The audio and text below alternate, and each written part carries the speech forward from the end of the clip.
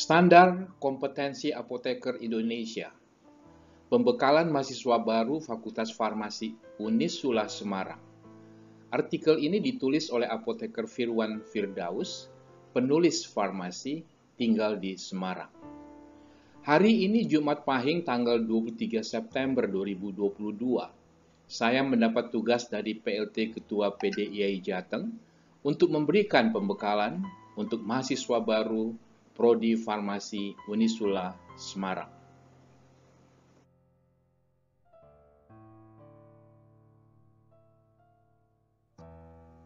Pembekalan ini atas permintaan Ketua Program Studi Farmasi Unisula dengan judul SKAI, Peluang dan Tantangan Praktik Apoteker di Indonesia. SKAI adalah Standar Kompetensi Apoteker Indonesia. SKAI disusun oleh pengurus Asosiasi Perguruan Tinggi Farmasi Indonesia atau APTFI bersama pengurus Pusat Ikatan Apoteker Indonesia atau PPIAI.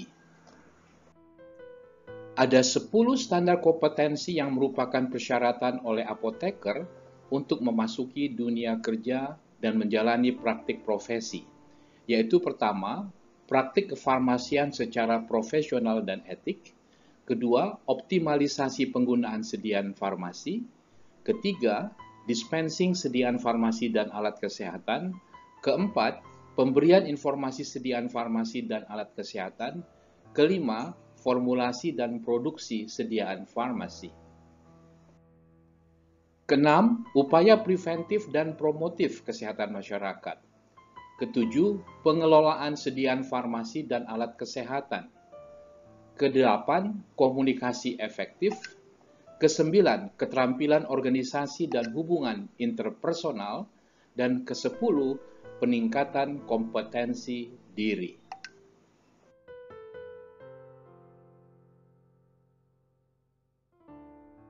Judul pembekalan ini sangat menarik karena memang dalam kenyataannya banyak sekali peluang dan sekaligus tantangan praktik apoteker di Indonesia.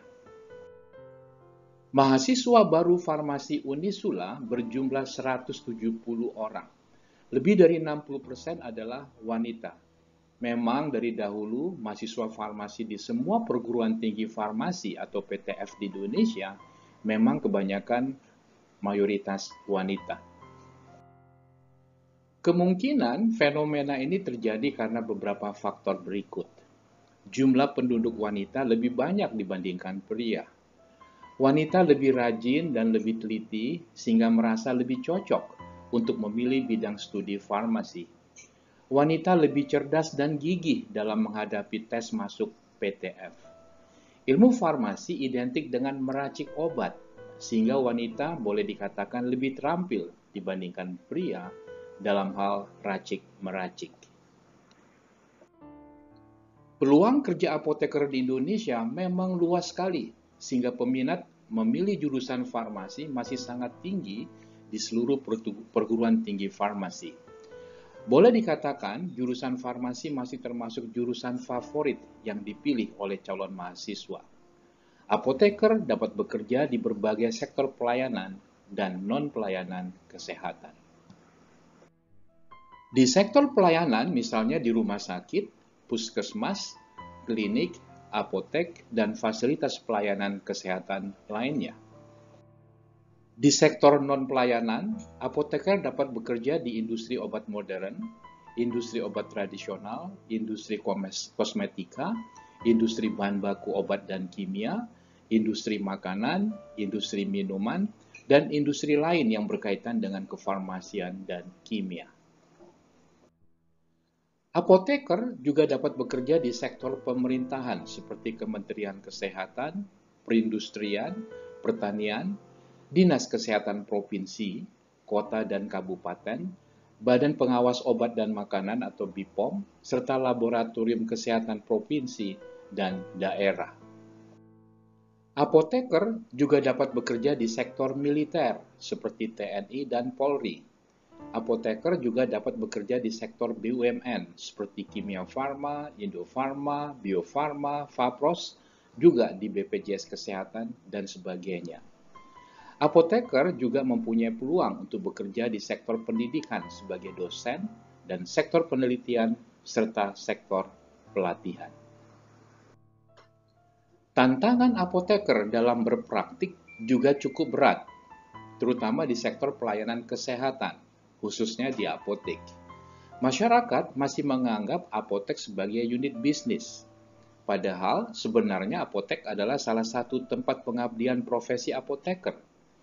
Masyarakat dapat memanfaatkan keberadaan apoteker di apotek sebagai konsultan obat, khususnya informasi dan konsultasi tentang segala aspek yang menyangkut penggunaan obat yang rasional.